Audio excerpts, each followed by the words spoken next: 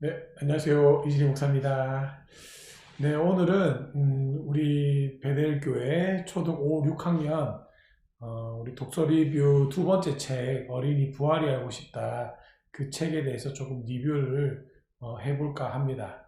여러분들 그 교회가 알고 싶다를 통해서 좀 많이 도움이 됐는지는 모르겠지만 여러분들이 목사님이 바라는 건 딱 두 가지예요. 첫 번째는 진짜 이 책을 통해서 바른 신앙을 가졌으면 좋겠다, 라는 게 목사님의 생각이었고요. 왜냐하면 여러분들이 교회를 다닌다고 하지만 교회를 왜 다니는지도 모르고, 그리고 교회가 뭐 하는 곳인지도 모르고, 내가 교회를 왜 다녀야 하는지 이유를 모르다 보니까 이렇게 중학교, 고등학교 또는 대학교 가니까 신앙을 버리는 경우를 많이 봤어요.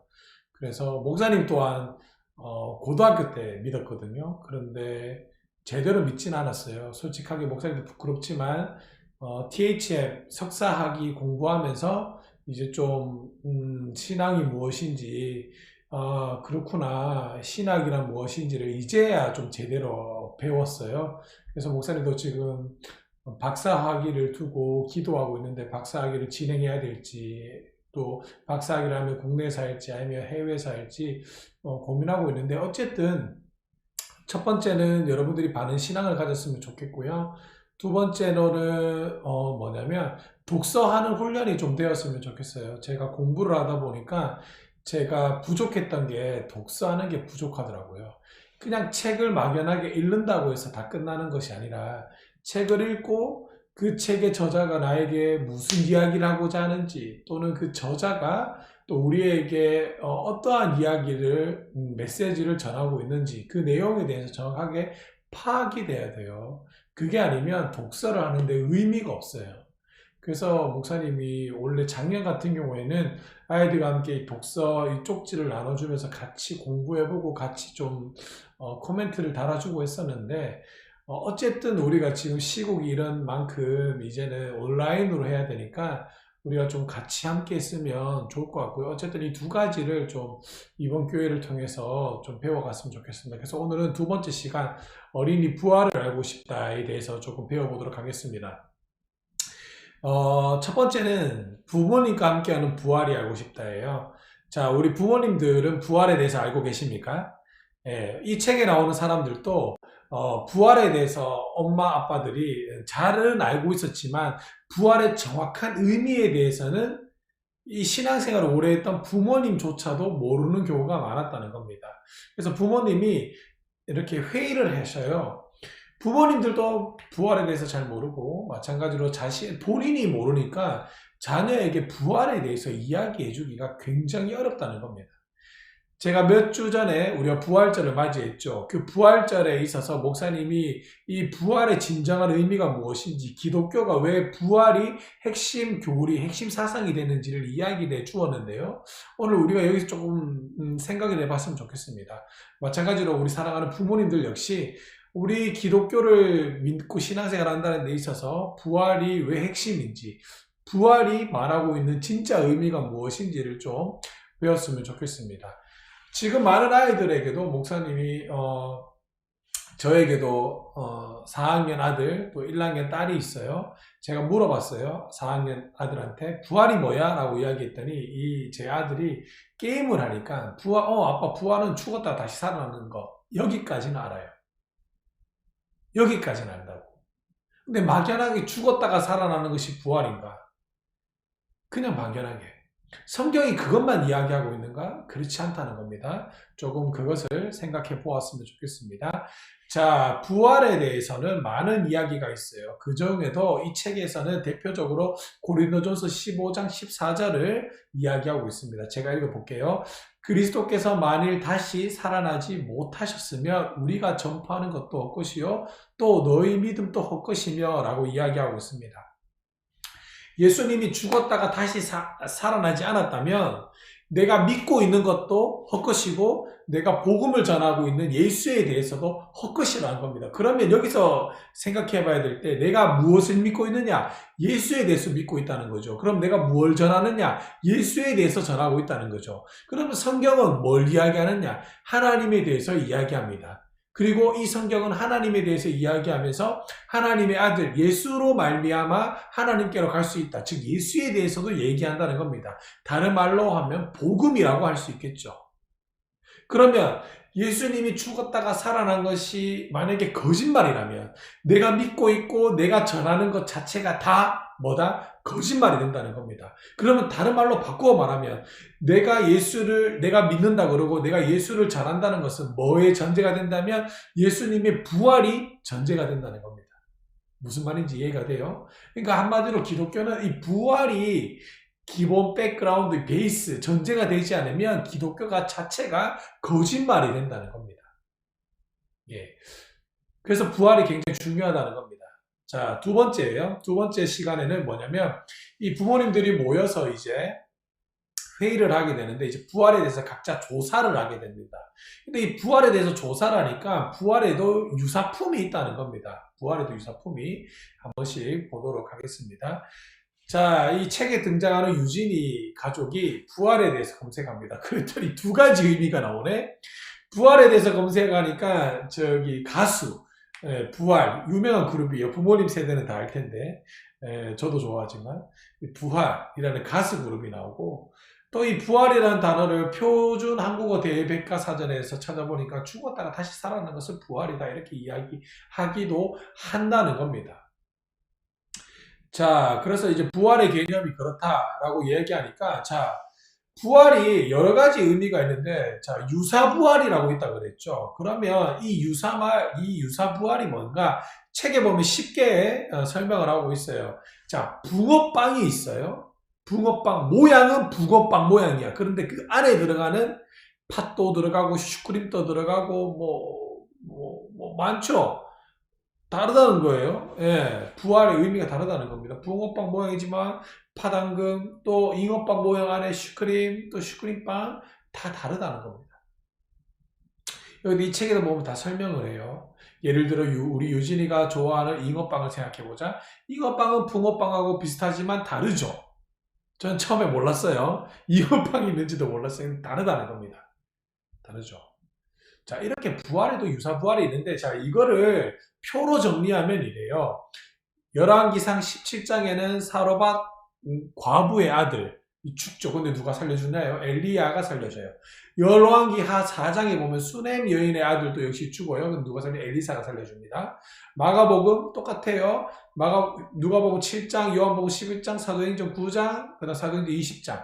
다 죽었다가 살아나는 이야기를 하고 있습니다. 똑같아요. 그런데 여기서 유사부활이 있다는 게 뭐냐면, 자, 표로 보시면 사르밧 과부의 아들, 수넴 여인의 아들, 회당장 야이로의 딸, 그 다음에 과부의 아들 나사로, 도르가, 유두고, 이게 다 뭐냐면 죽었다가 살아난 건 맞아요. 그런데 결론은 뭐냐면 다시 또 뭐였다는 겁니까? 죽었다는 겁니다. 다시 죽었어요. 죽었다가 살아났어. 근데 결론은 또 어떻게 됐다? 다시 죽었다는 겁니다. 그럼 또다시 부활을 기다려야 돼요. 자, 그럼 또 에녹과 엘리야는 어떻게 됐나요? 성경이 말하는 죽음을 보지 않고 하나님의 나라로 올라갔다라고 이야기합니다. 죽음을 보지 않았어요? 안 죽었으니까 다시 살아났나? 그렇지도 않았다는 겁니다. 또 죽었나? 처음부터 죽지 않았으니까 또 다시 죽을 일이 없죠. 안 맞아요. 다 이건 유사부활이에요. 부활이라고 말할 수 있지만 엄밀히 말하면 진짜 부활은 아닌 겁니다. 그럼 예수님은 볼까요? 예수님은 죽었어요. 십자가 위에서. 그죠? 그리고 죽은 지 3일 만에 다시 부활하셨어요. 다시 죽었나요? 아니죠. 그대로 하나님의 나라로 올라갔습니다. 구름 타고 올라갔어요. 그래서 예수님이 뭐라고 말하냐면 올라간 모습 그대로 다시 구름 타고 내려오리라 이렇게 얘기했습니다. 이게 바로 진짜 부활이에요. 자, 진짜 부활이 왜 중요하냐? 자, 이 진짜 부활을 한 사람이 오직 누구다? 예수님. 이게 진짜 중요한 겁니다. 왜 예수님이 중요할까요? 만약에 진짜로 그냥 진짜 부활이 없고 유사 부활도 부활이라고 말하면 우리가 예수님을 믿음으로 말미암아 죄가 용서받고 또 하나님의 생명책 이름이 기록된다는 게 거짓말이 되는 겁니다. 유사 부활이 또 있다 그러면 유사 부활도 진짜 부활과 같다라고 얘기하면 우리의 구원자, 우리의 중보자가 다 되는 거예요. 이 사람들도 나사로, 도르가, 유두고, 에녹, 엘리야 다 되는 거예요. 근데 우리는 그렇지 않죠. 오직 예수님만 우리의 구원자, 우리의 중보자라고 시인합니다. 왜? 예수님이 십자가 위에서 내 죄 때문에 죽었고 그리고 다시 살아났습니다. 죄의 권세를 깨버린 거예요. 그리고 다시 죽었냐? 그렇지 않죠. 그대로 하나님의 나라로 올라갔다는 겁니다. 그래서 예수님이 중보자가 되고 우리의 구원자가 되는 겁니다. 그래서 부활이 중요한 거예요. 이게 진짜 중요한 거라고요. 자, 유사부활이니까 자, 베드로전서는 이렇게 얘기합니다. 베드로전서 1장 3절이에요. 제가 읽어볼게요. 우리 주 예수 그리스도의 아버지 하나님을 찬송하리로다. 그의 많으신 긍휼대로 예수 그리스도를 죽은 자 가운데서 부활하게 하심으로 말미암아 우리를 어떻게 거듭나게 하사 산 소망이 있게 하시며 라고 이야기합니다. 하나님이 예수를 죽은 자 가운데서 부활하게 하심으로 결론적으로 우리가 어떻게 됐다? 그를 믿음으로 우리가 뭐 했다면 우리가 거듭났다는 겁니다. 이게 중요한 거야. 이게 중요한 거예요. 거듭났다. 이게 중요한 겁니다. 거듭나지 않았다는 건 심각한 문제예요. 근데 거듭났다는 게 중요하다는 겁니다. 여러분들 이 사실을 좀 기억하시길 바라고요. 거듭났다. 이걸 좀 잘 기억하셔야 됩니다.